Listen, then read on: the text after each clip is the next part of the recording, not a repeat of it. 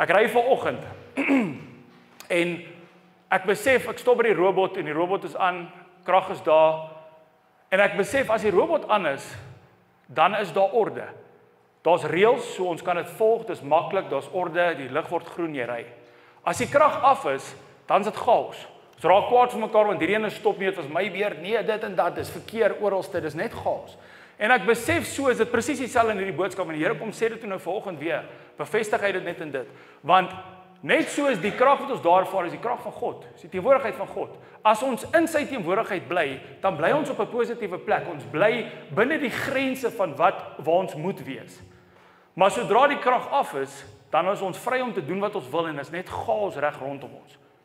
En net so is dit dieselfde ding, want nou, as jy te lank ry, ek weet nie julle dit seker al besef, as die krag af is en dis die hele tyd hierdie ry stop storie, wanneer die krag aankom, dan partykeer stop jy nie eers nie, want jy dink die ding is nog af.